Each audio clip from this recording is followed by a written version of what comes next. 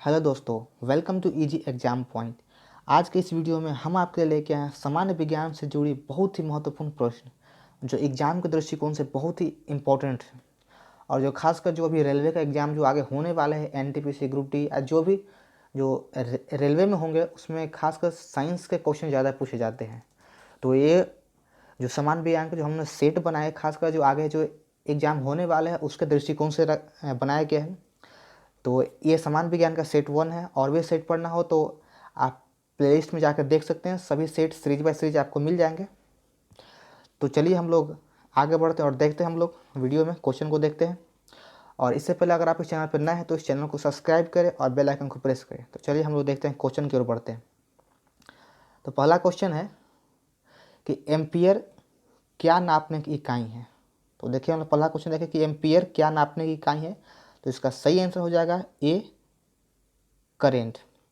और दोस्तों, आप लोग इसका आंसर सबसे पहले अपने मन में सोचिए, और अगर आंसर नहीं आता है उस क्वेश्चन का तो आप वीडियो को रोक करके पहले आप आंसर को सोचिए, फिर नहीं आया तब आप आंसर देखें, उससे आप आसानी से आपको याद हो जाएगा। तो चलिए, पहला क्वेश्चन था कि एम्पियर क्या नापने की इकाई है। तो इसका सही आंसर हो जाएगा ए, करेंट। चलिए नेक्स्ट क्वेश्चन देखते हैं हम लोग। तो दूसरा क्वेश्चन है कि निम्नलिखित में से कौन सी अविमीय राशि है। इसका 4 ऑप्शन है। ए में प्लांक नियतांक, बी में हो गया गैस नियतांक, सी में हो गया विकृति, डी में हो गया श्यानता गुणांक। तो इसका सही आंसर है ऑप्शन नंबर सी, विकृति। और ये जो जितने भी क्वेश्चन हैं ज़्यादातर सभी प्रीवियस ईयर क्वेश्चन पूछे गए हैं। आपने देखा, हमने एक में डेट लिख दिया था। आप कोई भी प्रीवियस ईयर का बुक लेकर देख सकते हैं, आपको ज़्यादा क्वेश्चन प्रीवियस ईयर के हैं और बहुत ही इंपॉर्टेंट क्वेश्चन हमने लेके आया है इस सेट में हमने। तो चलिए आगे बढ़ते हैं हम लोग, देखते हैं नेक्स्ट क्वेश्चन। तो क्वेश्चन नंबर 3 कहता है कि रॉकेट किस सिद्धांत पर काम करता है, यानी रॉकेट किस सिद्धांत पर कार्य करता है। तो ऑप्शन ए है न्यूटन के तृतीय नियम, बी में कहता है कि न्यूटन के प्रथम नियम, सी में कहता है कि न्यूटन के द्वितीय नियम, या डी में सभी। तो इसका सही आंसर है न्यूटन के तृतीय नियम, क्योंकि न्यूटन के तृतीय नियम में कहता है कि कोई भी क्रिया होती है तो उसके विपरीत दिशा में उतनी ही क्रिया होती है। यानी परावर्तन जो हम क्रिया, मान लो या हमने कोई दीवार पर कोई मुक्का मारा है फिर फोर्स किया तो उतने ही फोर्स से हमें भी वो चोट लगती है। इसका एग्जाम्पल है कि जब बंदूक चलती है तो उतने ही पीछे से वो पीछे की ओर धक्का भी देती है। और न्यूटन के प्रथम नियम को हम लोग जड़त्व का नियम भी कहते हैं, और न्यूटन के तृतीय नियम से बल का व्यंजन प्राप्त होता है। चलिए हम लोग आगे बढ़ते हैं। क्वेश्चन नंबर 4 है, कह रहा है कि जीव विज्ञान शब्द का प्रयोग सर्वप्रथम किसने किया था। ऑप्शन देख लीजिए आप लोग। ऑप्शन है ए में हो गया लेमार्क तथा ट्रिवेनरस, बी में हो गया पुरकिंजे, सी में है अरस्तु, डी में है वान मॉलने। तो इसका सही आंसर है 1 नंबर, लेमार्क एवं ट्रिवेनरस ने। और हम आपको फिर कहते हैं कि सबसे पहले आप इस क्वेश्चन का आंसर आप खुद देने की कोशिश करें। अगर नहीं आता हो तो आप थोड़ा सोचिए, उसके बाद आप आंसर देखिए, ठीक है, और वीडियो को रोक करके सोचिए। चलिए आगे बढ़ते हैं हम, और यहाँ पे एक और क्वेश्चन देख लेते हैं। पूछा जाता है कि जीव विज्ञान शब्द का पितामह या फादर ऑफ बायोलॉजी किसे कहते हैं। ये क्वेश्चन बहुत इंपॉर्टेंट, आप देख लीजिएगा। क्वेश्चन पूछता है कि फादर ऑफ बायोलॉजी या जीव विज्ञान के पिता किसे कहा जाता है। तो उसका हो जाएगा सी नंबर, अरस्तु। ये भी क्वेश्चन बहुत पूछा जाता है, ये भी आप नोट कर लें। चलिए हम बढ़ते हैं नेक्स्ट क्वेश्चन की ओर। तो क्वेश्चन नंबर 5 है कि एक ही प्रकार का परमाणु निम्न में से किसमें मिलता है। क्वेश्चन है कि एक ही प्रकार का परमाणु निम्न में से किसमें मिलता है।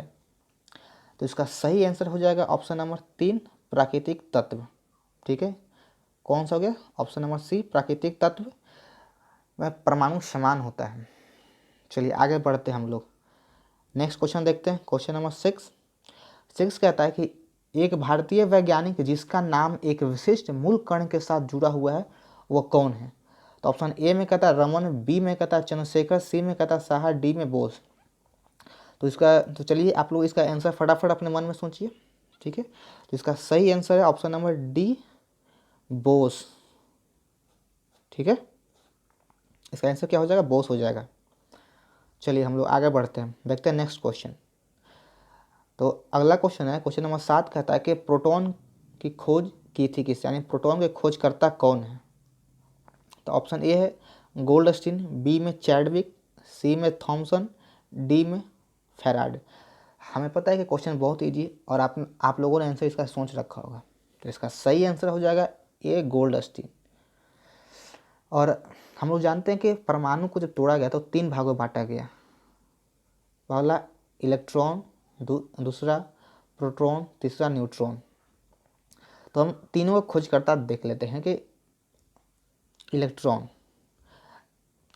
के खोजकर्ता कौन थे? J Thomson. प्रोटॉन के गोल्डस्टीन और न्यूट्रॉन के चैडविक। और एक और क्वेश्चन यहाँ पे आता है कि कभी कभी देता है कि प्रोटॉन के खोजकर्ता रदरफोर्ड ने किए थे। प्रोटॉन के खोज रदरफोर्ड ने किए थे, पर यहाँ पे आप लोग याद रखेंगे प्रोटॉन के खोजकर्ता जो थे गोल्डस्टीन ही थे, गोल्डस्टीन। लेकिन प्रोटॉन के नामकरण रदरफोर्ड ने किया था। किसने किया था? रदरफोर्ड ने नामकरण किया था। ठीक है, तो कंफ्यूज नहीं हो जाएगा। गोल्डस्टीन के खोजकर्ता प्रोटॉन के खोजकर्ता थे गोल्डस्टीन और नामकरण किया था रदरफोर्ड ने। चलिए नेक्स्ट आगे बढ़ते हैं, हम नेक्स्ट क्वेश्चन देखते हैं। तो क्वेश्चन नंबर 8 कहता है कि निम्नलिखित में से रासायनिक यौगिक कौन सा है? तो इसमें ऑप्शन देख लेते हैं। ऑप्शन ए है वायु, बी में ऑक्सीजन, सी में पारा, डी में अमोनिया। तो इसका सही आंसर हो जाएगा ऑप्शन नंबर डी, अमोनिया। ठीक है, बाकी और देख सकते हैं यहाँ पे वायु जो हो गया क्या मिश्रण है, ऑक्सीजन भी मिश्रण हो जाएगा, सॉरी ऑक्सीजन तो मिश्रण नहीं होगा तत्व। अब पारा भी एकल बना हुआ है, यहाँ पे अमोनिया होता है क्योंकि समान अनुपात में बनता है, समान अनुपात में इसलिए यौगिक है। चलिए आगे बढ़ते हैं, हम लोग देखते हैं 9वां।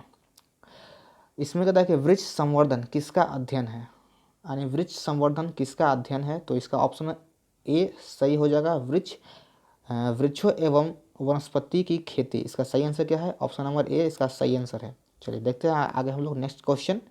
क्वेश्चन नंबर 10, फूलों के संवर्धन के विज्ञान को क्या कहते हैं? तो फूलों के संवर्धन के विज्ञान को हम लोग क्या कहते हैं? तो 10 का हो जाएगा ऑप्शन नंबर ए सही है। क्या है? Option number A floriculture. अब बाकी यहाँ पे चारों ऑप्शन आप सबसे पहले पढ़ें, क्योंकि आप जब ऑप्शन को छांटना सीख जाएंगे ना तो आपके लिए बहुत आसानी हो जाएगी। इसलिए आप जब भी क्वेश्चन को देखें पढ़े तो आप चारों ऑप्शन को पढ़ें। ये नहीं कि एक देखा तो मार दिया, तो उसी के चक्कर में क्वेश्चन गलत भी हो जाता है। ठीक है, चलिए हम लोग देखते हैं नेक्स्ट क्वेश्चन। और दोस्तों अगर आप इस चैनल पर नए हैं तो इस चैनल को सब्सक्राइब करें और वीडियो को लाइक करें, ज़्यादा से ज़्यादा लाइक करें और शेयर करें। ठीक है, चलिए हम लोग क्वेश्चन देखते हैं। क्वेश्चन नंबर 11 कहता है कि यंग प्रत्यास्थता गुणांक का एसआई मात्रक क्या है? तो यंग प्रत्यास्थता गुणांक का एसआई मात्रक, या इसको इकाई भी कह सकते हैं हम लोग। तो ऑप्शन ए में है डाइन, बी में है न्यूटन प्रति मीटर, सी में है न्यूटन प्रति मीटर स्क्वायर, डी में है इनमें से कोई नहीं। तो इसका सही आंसर होगा ऑप्शन नंबर सी, न्यूटन प्रति मीटर स्क्वायर। ठीक है, तो चलिए हम लोग आगे बढ़ते हैं, नेक्स्ट क्वेश्चन देखते हैं। क्वेश्चन नंबर 12 कहता है कि बल की एसआई यूनिट क्या है? यहाँ पे एसआई यूनिट या इकाई या मात्रा कुछ भी पूछे कंफ्यूज नहीं होना है। तो बल का एसआई यूनिट है न्यूटन। तो इसका सही आंसर हो जाएगा ऑप्शन नंबर डी, न्यूटन। चलिए नेक्स्ट क्वेश्चन देखते हैं। क्वेश्चन नंबर 13, इसमें कहता है कि निम्नलिखित में से समय का मात्रक नहीं है, यानी इन चारों में से समय का मात्रक कौन नहीं है? तो ऑप्शन ए है प्रकाश वर्ष, अधिवर्ष, चंद्रमास और डी इनमें से कोई नहीं। ठीक है, तो प्रकाश वर्ष आंसर होगा, क्योंकि प्रकाश वर्ष दूरी का मात्रक है, प्रकाश वर्ष दूरी का मात्रक है, और अधिवर्ष, चंद्रमास ये दोनों समय का मात्रक है, और दूरी का सबसे बड़ा मात्रक प्रकाश वर्ष ही है। चलिए देखते हैं हम लोग क्वेश्चन नंबर 14। इसमें कहता है कि चंद्रमा पर वायुमंडल नहीं होने का क्या कारण है? चंद्रमा पर वायुमंडल नहीं होने का कारण क्या है? तो हम लोग ऑप्शन पढ़ते हैं कि यह पृथ्वी के निकट है, तो ये तो नहीं होगा। यह पृथ्वी की परिक्रमा करता है, ये भी नहीं होगा। और ऑप्शन नंबर सी कहता है कि यह सूर्य से प्रकाश प्राप्त करता है, तो ये भी कारण उचित नहीं है। ऑप्शन नंबर डी है कि इस पर गैस अणुओं का पलायन वेग इसके वर्ग माध्य मूल वेग से कम होता है, तो ऑप्शन नंबर डी सही हो जाएगा। इस पर गैस अणुओं का पलायन वेग उसके वर्ग माध्य मूल वेग से कम होता है। तो चलिए हम लोग नेक्स्ट क्वेश्चन की ओर बढ़ते हैं। नेक्स्ट क्वेश्चन देखते हैं। क्वेश्चन नंबर 15 क्या कहता है कि वनस्पति विज्ञान की वह शाखा जिसमें शैवालों का अध्ययन किया जाता है क्या कहलाता है। तो ऑप्शन देखते हैं। पहला है सूक्ष्म जैविक, दूसरा है माइकोलॉजी, तीसरा है फाइकोलॉजी, चौथा है वर्गीकी।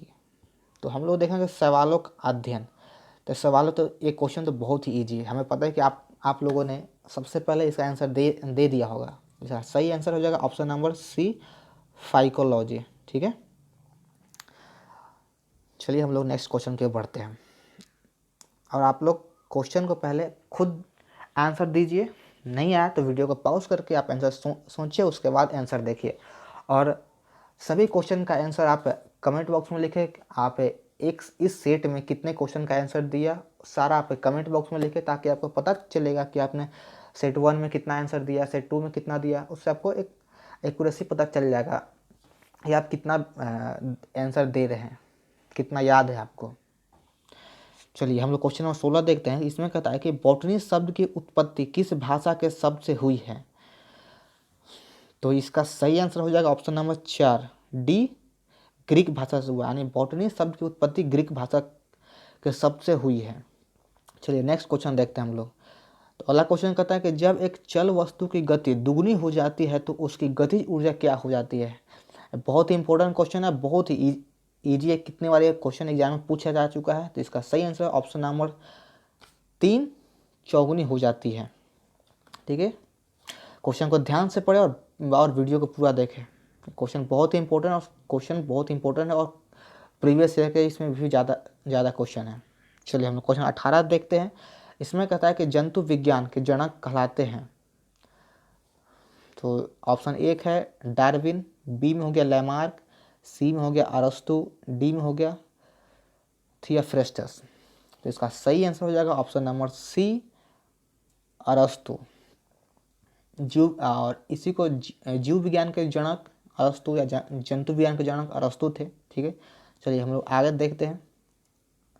क्वेश्चन नंबर 19 कहता है कि शुद्ध तत्व कौन सा है। क्या कहता है कि शुद्ध तत्व कौन सा है। चारों ऑप्शन देखिए। पहला है कांच, बी में है सीमेंट, सी में है सोडियम, डी में इनमें से कोई नहीं। तो इसका सही आंसर हो जाएगा ऑप्शन नंबर सी सोडियम शुद्ध तत्व है। चलिए हम लोग नेक्स्ट पढ़ते हैं। तो क्वेश्चन नंबर 20 है कि स्वचालित वाहनों में द्रव चालित ब्रेक का इस्तेमाल वस्तुतः किस नियम का सीध अनुप्रयोग है। यानी वाहनों में द्रव चालित ब्रेक का उपयोग किसके नियम पर किया जाता है। तो ऑप्शन 1 है पास्कल, बी में टॉरिसेली का नियम, सी न्यूटन का नियम और डी आर्किमिडीज का नियम। तो ये द्रव चालित ब्रेक जो है वो आप देखते होंगे ट्रैक्टर या ट्रकों में जो ट्रॉली जो पीछे का जो डल्ला जो उठता है और उसमें जो रड बीच में लगी होती है उसी को हम द्रव चालित ब्रेक कहा जाता है। वो पास्कल के नियम पे काम करता है। तो उसमें जो ब्रेक होता है ना वो पास्कल के नियम पे काम करता है। ठीक है, तो इसका सही 20 का सही आंसर हो जाएगा पास्कल का नियम। तो ये सब प्रयोग किया जाता है ट्रकों में वगैरह, ट्रैक्टर में समय यूज किया जाता है। तो चलिए दोस्तों, आज का सेट ख़त्म होता है। तो वीडियो कैसा लगा हो कमेंट बॉक्स में लिखें। ठीक है, और सारे का आंसर आप कमेंट बॉक्स में टाइप कर लिखें।